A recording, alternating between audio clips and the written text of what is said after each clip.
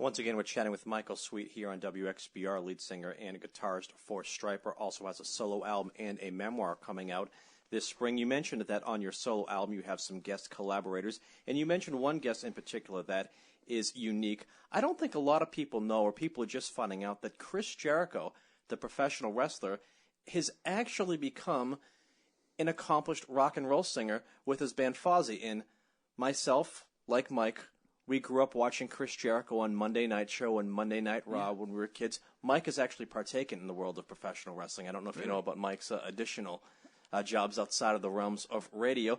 But when Chris Jericho first started doing the rock and roll thing, it seemed like he was almost doing it as just part of the show and part of a comedy act. And they've slowly but surely he's become a legitimate rock and roll singer. It's true. I think the reason for that is because, first of all, he's a huge music fan, especially hard rock and metal fan. He has such a diverse taste of music, and historically speaking, he knows so much. Rivals Eddie Trunk probably in terms of stump the trunk. I have a question that I could stump him on that I'm waiting until I go to a taping someday. But continue. But Jericho's the same way. He knows a lot about bands and respects and loves rock and metal. And that being said, too, I think he was always an aspiring singer, And you know what? He really has proven himself as a singer. He's actually a really good singer. And it might be hard for some people to take him serious because he's known as a wrestler and a TV personality and whatnot, and an author, book writer, whatnot. But he can sing. And I wanted to have him on a track to kind of show people that all the more and say, hey, Chris can sing, So it wasn't just about getting Chris Jericho on my song. It was also about, I wouldn't have had him on the song if he couldn't sing. And when he first started that band, it was a little bit gimmicky, but slowly but surely, they've been more of a serious act. And every now and then you hear the song, you go, wait a minute, that's Chris Jericho singing? Yeah. That's pretty damn good. Totally. It's really good. And the band is really good. Fozzy's, they're a great band. I mean, great players, really well produced and well written stuff. And they've built themselves, as a band over the past 3, 4, 5 years. And I've been really interested in seeing that and what they're doing. And I'm impressed. It's like, you guys are doing it, man. You're doing really well. And all the more to them. I applaud that. And we're back here on AM 1460, the new WXBR. Peter Zimborn and Mike Pava here with you on the Metro South Morning Show, PM in the AM. Joined in studio by Michael Sweet of Stryper. Once again, Michael, thanks for sticking with us. Guys, thank you for having me.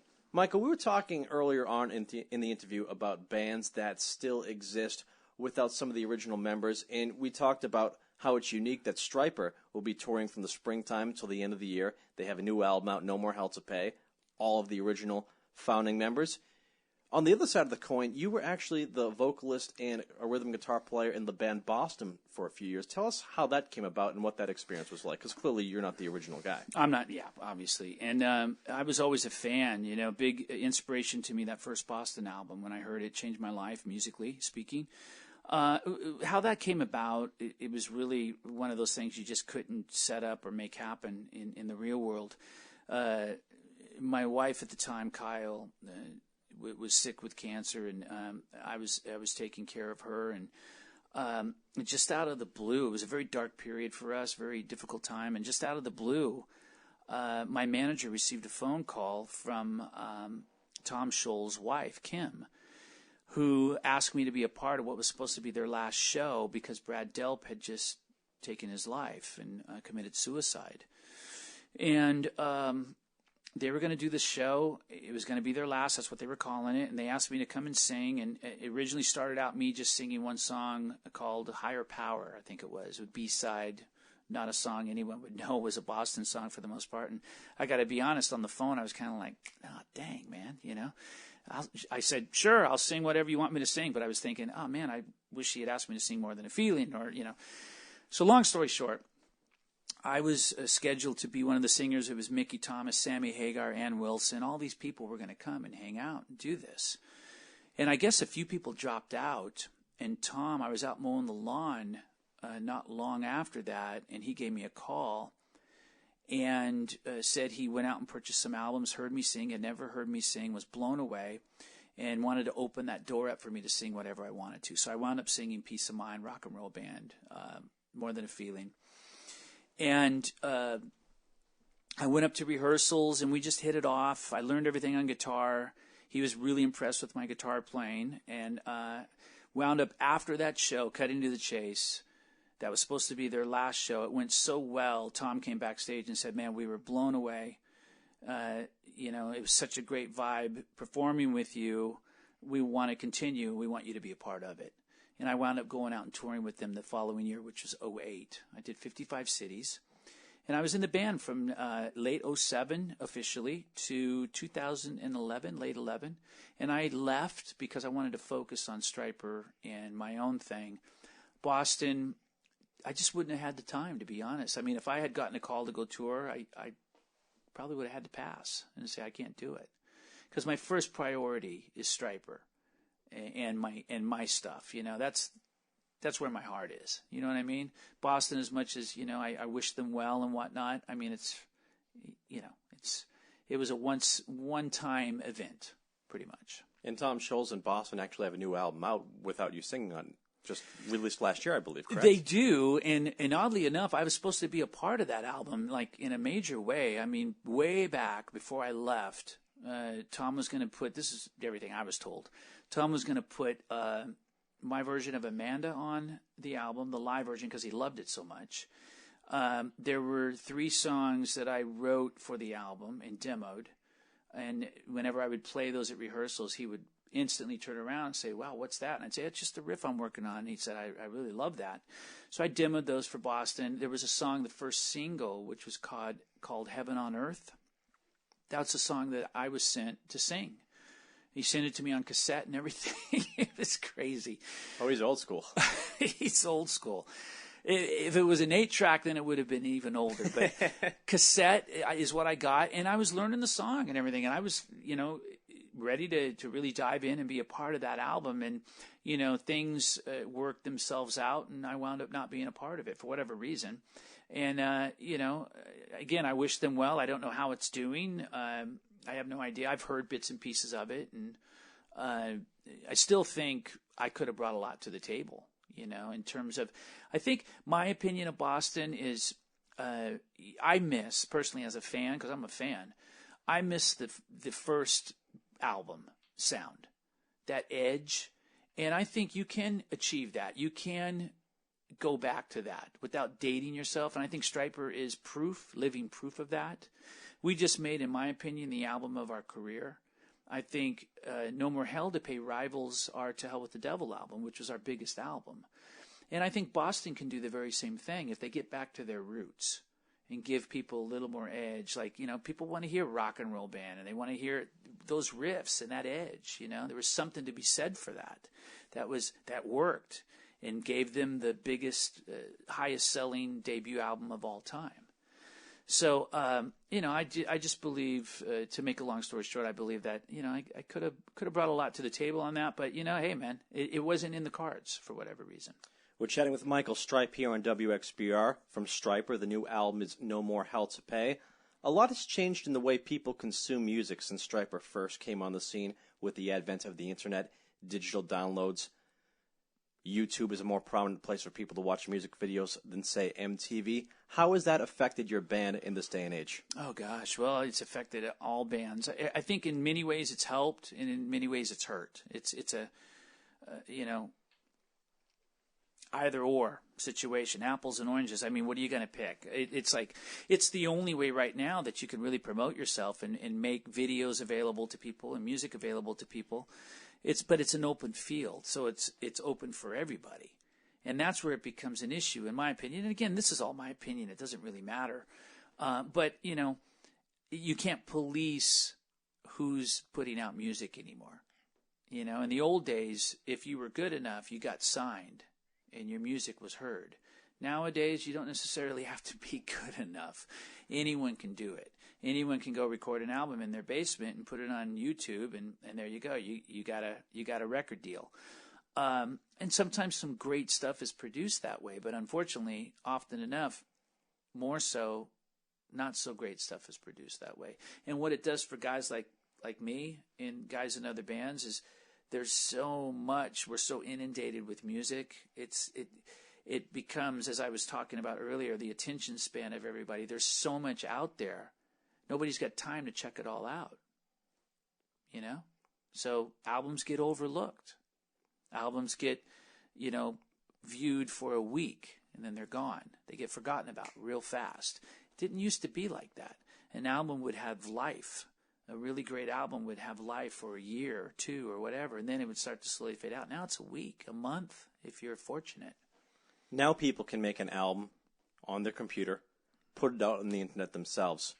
They are cutting out the middleman and getting signed a lot of the time. You guys are signed to a record label called Frontier Records, which I believe is based out of Italy. Is there more of, because of downloads and online digital sales, you don't have to ship everything to record stores anymore? Has that helped the bands themselves to some degree, that you can distribute your music more universally? I think so. I think it's helped the bands to a degree, but it's also, it's hurt bands of a certain level as well. So Stryper's been very blessed that we've been able to get multiple record deals over the years. I mean, we were with Enigma Records. That was the first label. We went on to Hollywood Disney. Then we went on to Big Three. And then we went on to Frontiers. Okay, and now it's open season. We're going on to whoever. Not sure. Maybe Frontiers, hopefully, because we've really enjoyed working with them. My solo stuff is with Big Three. But we're very blessed that way. I mean, most people get a one-time deal, a one-time chance. They sign one album, one record deal in their lifetime. We've been blessed with many, and then me as a solo artist, I've had multiple deals. But labels like Frontiers really help the cause because they know what they're doing. They know how to get it out there to people, and they still love rock and melodic rock and metal. They love it, so they go out and defend it. There's a lot of labels now that won't even listen to the kind of music we perform. A lot of bands from the 80s, they won't even listen to it. They don't want to listen to it because it's all about the new music.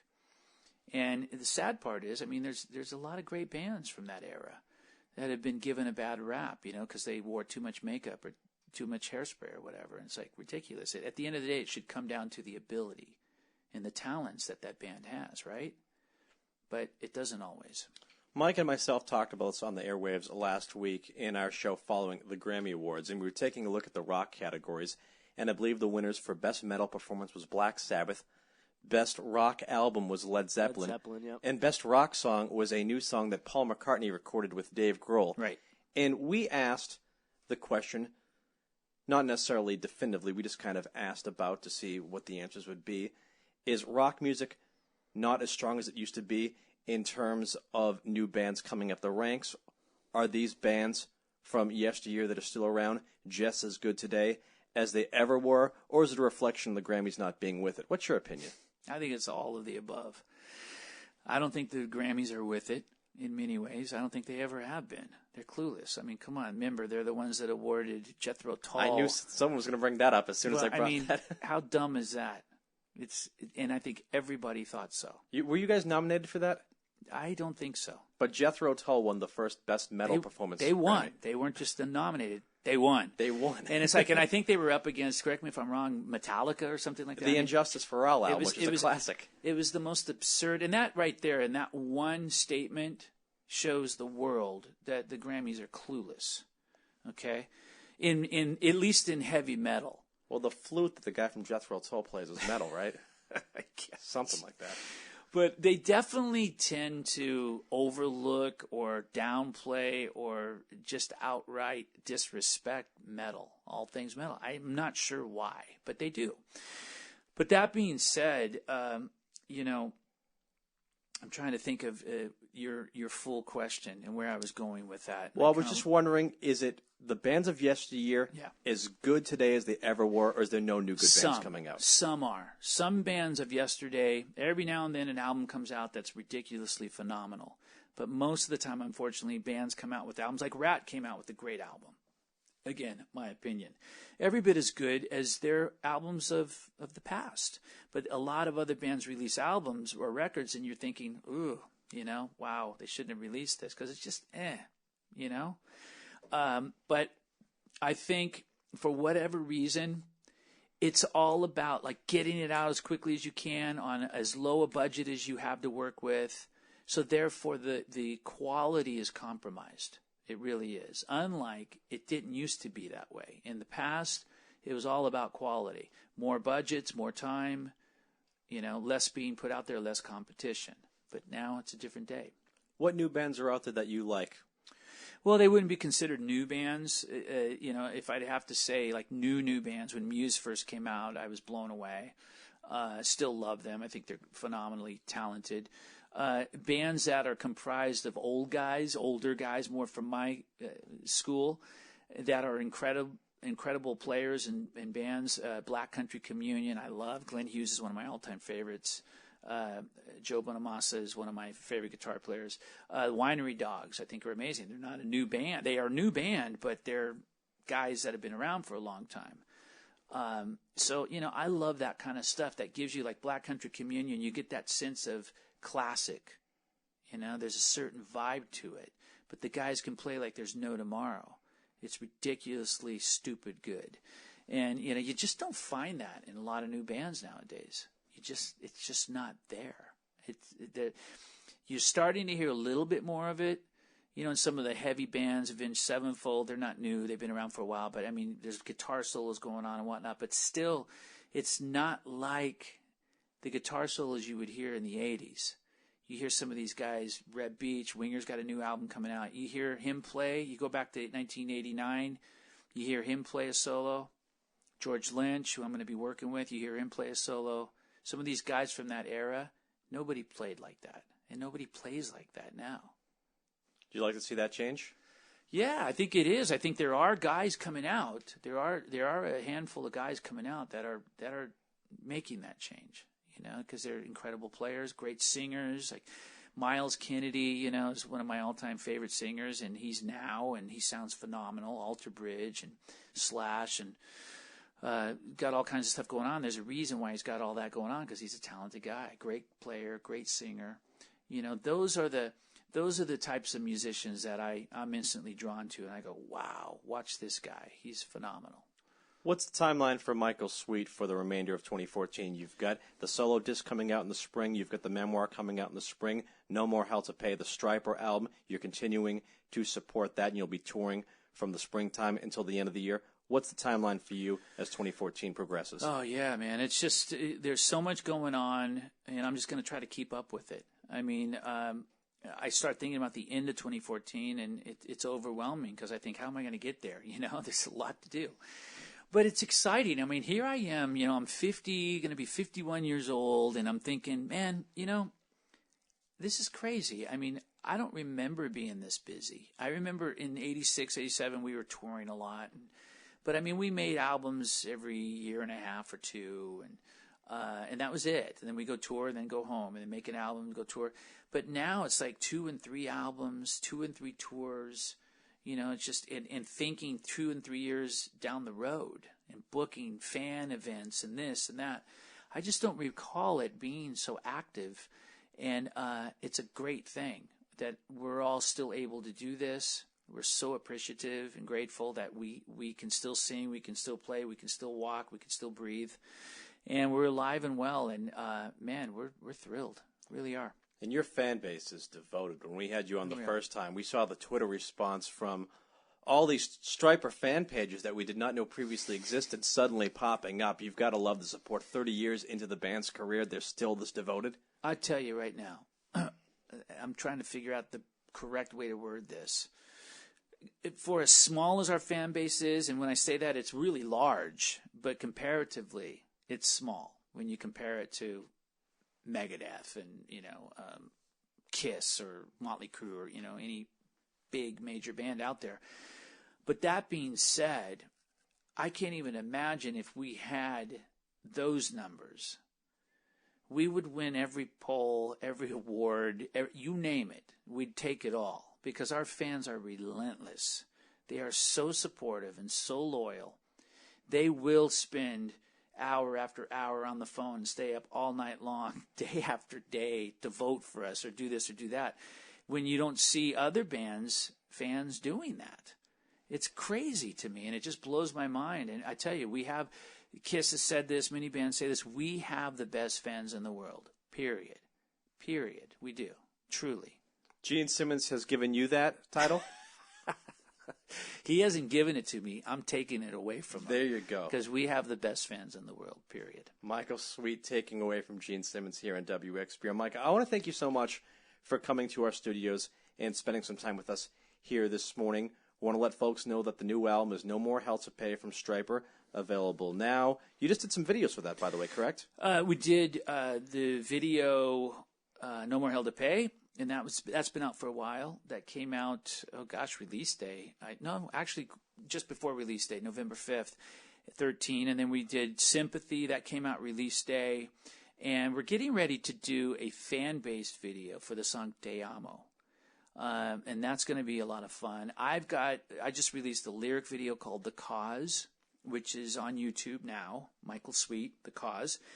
And on March 4th, I'm releasing a video for the song I'm Not Your Suicide. And that's really cool. I'm super excited about that. It's a very powerful statement.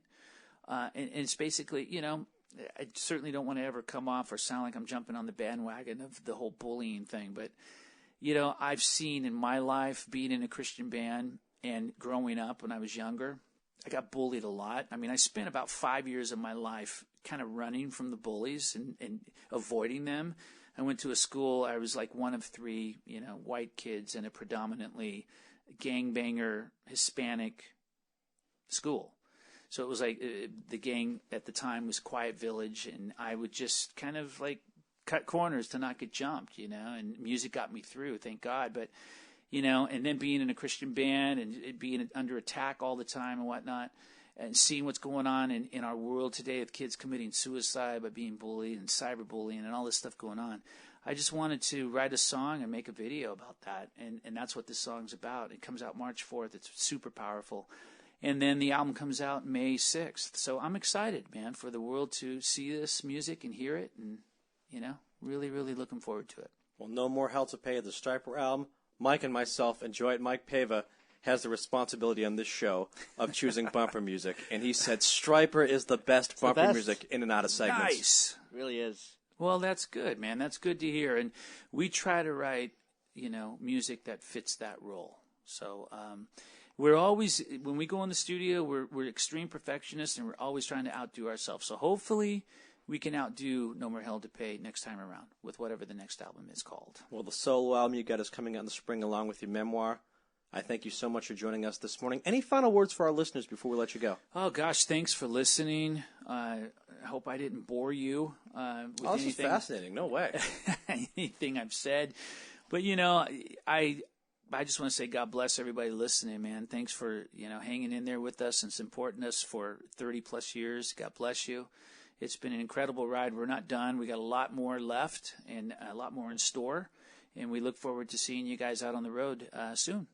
That is Michael Sweet of Stryper joining us here on AM 1460, the new WXBR. Michael, thank you. Thank you, guys. We'll step aside for a quick break. Mike Pava fills you in on a local news update. Stick with us here on the Metro South Morning Show, PM in the AM.